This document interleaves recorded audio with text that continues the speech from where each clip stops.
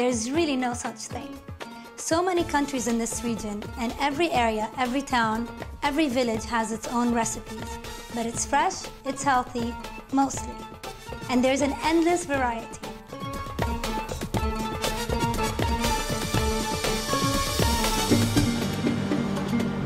Middle Eastern food, but we're in London. Born in Beirut, married to a Palestinian, and raised in Los Angeles. I think I've had the best of all worlds, and all of that influence has found its way into the food that I cook. But very few people know how to put Middle Eastern dishes together. In our part of the world, women learn from watching their mothers and their grandmothers. And this is how I learned how to cook. So I would like to show you just a few typical dishes that are handed down from mother to daughter. We'll start with a traditional Palestinian dish called msakhan. It's chicken cooked with onions and spices and wrapped in flat bread. It was usually made with a whole chicken, but I've adapted this to something you can serve as a starter or even a canapé with drinks. Now we start out by taking 3 or 4 chicken breasts. I've cleaned them with salt and lemon, and then these go into a saucepan covered with water. Take 3-4 bay leaves and cardamom. It seems like a lot, but it actually needs all of that in order to get nice and fragrant. Cinnamon sticks, some peppercorns, and a tiny bit of salt.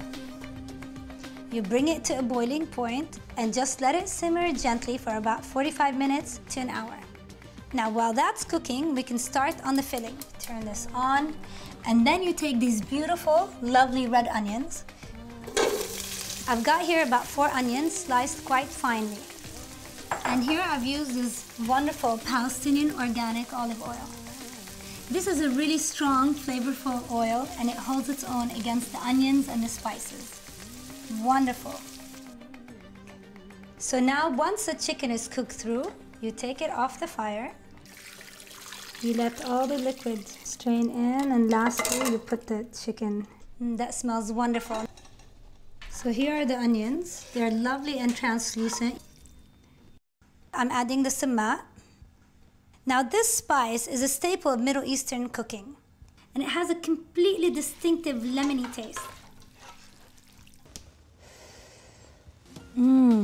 So you take the chicken and you start shredding it like this. Now, the first time I had msakhan in Jordan, they use village bread, which they use as a base, and then they put all these fabulous onions on top, and then they use whole chickens that have been marinated overnight, and then the pine nuts on top. Again, a very Middle Eastern ingredient that you can find in any supermarket. And they actually add a little bit of flavor and texture to the whole dish. And adding these also gives a nice bite to the softness of the chicken and the onions. So now we're ready to roll. Right here, I'm going to use a flat village bread. Now you can get this from Arabic stores or from supermarkets. I'm going to use some of the mixture here. You fold in the sides like this, and then you roll it. Be careful. Don't roll too hard, otherwise it'll break. So just nice and slow until you have a nice spring roll-like shape. And then you put that in. Now, if you can't find this bread, don't panic. You can substitute tortilla or, filo pastry, which is fine. The nice thing about this bread is that it is thin and turns very crispy and very crunchy. Once you have a whole tray of these, you put them in a hot oven for about 10-15 minutes at 180 degrees or until they're brown and golden. Amazing as a starter with a salad or with drinks as a canapé or just as finger food snacks for the kids. So, where do I get all these fabulous ingredients from? Like samma, pine nuts, flatbread? Well, every Arab knows that there are all these fabulous Middle Eastern shops in and around Edgware Road. And I went to one of the most famous ones this morning, Green Valley. Marhaba.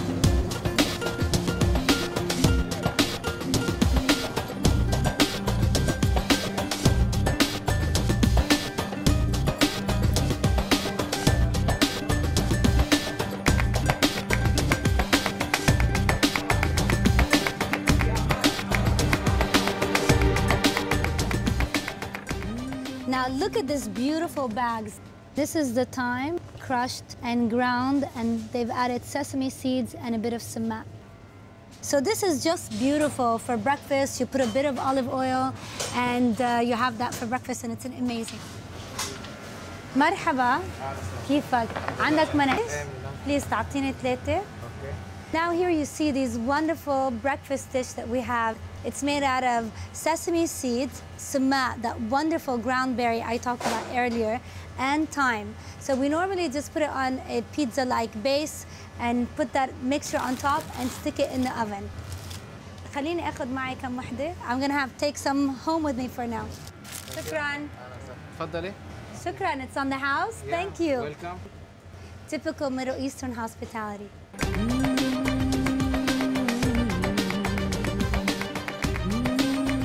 So I'm here with Muhammad, who's going to tell us a little bit about these 2 knafes, which is a typical Middle Eastern dessert. The one traditional Lebanese knafe is made out of semolina and Arabic cheese, and the other one is made out of angel hair pasta, very thin, and they both are drizzled with a syrup on top and then put in the oven. We have here now these beautiful parsleys. Now, parsley is the main ingredient in a lot of our dishes, and it is actually a main ingredient in a salad that we use, and it's called tabouleh, which I'm sure you've had in many Arabic restaurants. These beautiful, small courgettes. And normally, we tend to carve these out and then stuff them with rice and meat, and we also make a vegetarian dish out of it as well. Last but not least are these wonderful small cucumbers, and they tend to have a much more intensified flavor of cucumber, and they're crunchy and they're crispy and they taste wonderful in a salad. I'm going to use these next in a fattoush salad that I'm going to show you how to make. Fattoush salad is a Lebanese traditional salad, and it's made out of these wonderful fresh ingredients. The only thing that's different about it is that we use this fabulous pita bread. This is the one we've toasted before. And we use these wonderful cucumbers that we bought earlier on from Green Valley. Put the lettuce in first, the beautiful red tomatoes, the peppers, the cucumbers, and then finally you add the bread like that. The next thing you do is just simply you sprinkle the sumac. You have to give it a good sprinkle because this really makes a difference in the salad. Take some of the salt. And really an important ingredient is a dried mint. And after the mint goes the lemon juice and a couple of slugs of olive oil. That's it. You're ready to go. Wow, look at that beautiful color and that amazing texture with the bread. Oh, just in time. My God, it's so good to see you guys. And you've grown so much. You look so cute. So good to see you guys. Here you go. I hope you enjoy this. It's so nice having you all.